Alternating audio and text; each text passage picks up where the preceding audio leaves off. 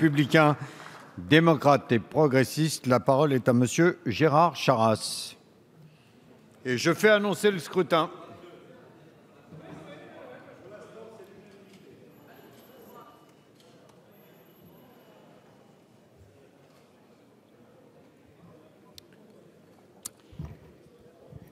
Monsieur le Président, Monsieur le Ministre, Madame et Monsieur les rapporteurs, mes chers collègues, vous le savez, notre groupe, n'ayant cessé de le dire lors des débats sur le mariage pour les couples de même sexe ou lors de l'examen de la proposition de loi visant à lutter contre les démarches engagées par des Français pour obtenir une gestation pour autrui de Jean Leonetti en décembre 2014, nous sommes fermement opposés au recours à la gestation pour autrui.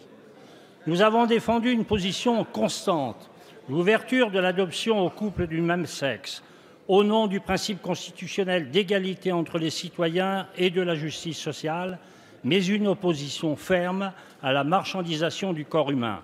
Or, la gestation pour autrui constitue une marchandisation du corps. Le recours à l'utilisation du corps d'une femme constitue un acte commercial que nous combattons vigoureusement, car tout à fait inacceptable d'envisager.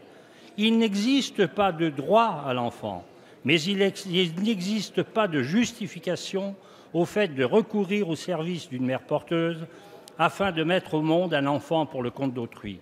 Je ne reviendrai pas sur la manière dont les débats se sont déroulés la semaine dernière et les propos tenus par certains de nos collègues, car le sujet dont vous nous proposez de débattre aujourd'hui est complexe et il mérite toute notre attention et réflexion.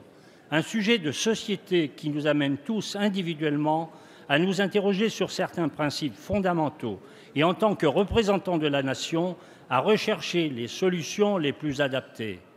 Or, les dispositifs tels que proposés par les rapporteurs ne peuvent pas nous satisfaire. Insatisfaits en ce que la proposition de loi de Mme Boyer introduit des dispositions manquant de clarté, s'appuyant sur le fait de s'entremettre, l'attentif de s'entremettre, ou encore la provocation même non suivie des faits, dont la preuve apparaît difficile à fournir. Insatisfaisant aussi, en ce que les dispositions prévues par les deux textes n'apportent pas d'avancée majeure par rapport à la prohibition de la gestation pour autrui prévue par les dispositions actuelles du Code civil. De plus, vous le savez, mes chers collègues Gosselin, une proposition de loi constitutionnelle d'initiative parlementaire a très peu de chances d'aboutir.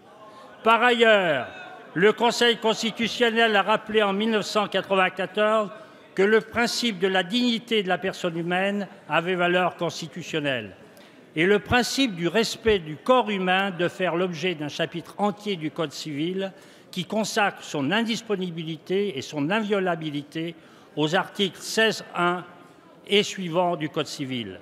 L'article 16.7 du Code civil, introduit par la loi du 29 juillet 1994 relative au respect du corps humain, pose d'ailleurs expressément le principe de la nullité de toute convention portant sur la procréation ou la gestation pour le compte d'autrui. Prohibition également consacrée par la jurisprudence de la Cour de cassation dès un arrêt du 31 mai 1991. Pour autant, nous ne pouvons pas empêcher des aménagements, notamment lorsqu'ils sont justifiés par l'intérêt général. Il en va ainsi des recherches médicales telles que celles sur les cellules souches embryonnaires ou encore de la reconnaissance d'enfants nés à l'étranger lorsque le lien de filiation avec un Français résulte d'un acte d'état civil étranger probant au regard de l'article 47 du Code civil, enfants que nous ne pouvons laisser sans reconnaissance ou nationalité. Vous le savez également, notre législation pénale actuelle sanctionne déjà les infractions liées au recours aux mères porteuses. Ainsi, l'entremise en vue d'une gestation pour autrui ou encore l'entremise en vue de l'abandon d'un enfant sont punies d'1 an d'emprisonnement et de 15 000 € d'amende, alors que la fraude à l'état civil est punie de 3 ans d'emprisonnement et de 45 000 € d'amende. Eh bien, il faudra le faire. Enfin, force est de constater que la majorité des cas de recours aux mères porteuses ont lieu à l'étranger et non sur le sol français, empêchant la poursuite de ces faits par nos autorités. C'est pour cette raison que nous n'avons cessé d'expliquer qu'il apparaissait souhaitable de condamner, poursuivre et interdire la gestation pour autrui au niveau européen et non au seul niveau national. Ainsi, après l'opposition répétée de notre groupe au recours à la gestation pour autrui, le groupe radical républicain, démocrate et progressiste que je représente aujourd'hui ne votera pas ces deux textes. Je vous remercie. Merci, monsieur Charasse.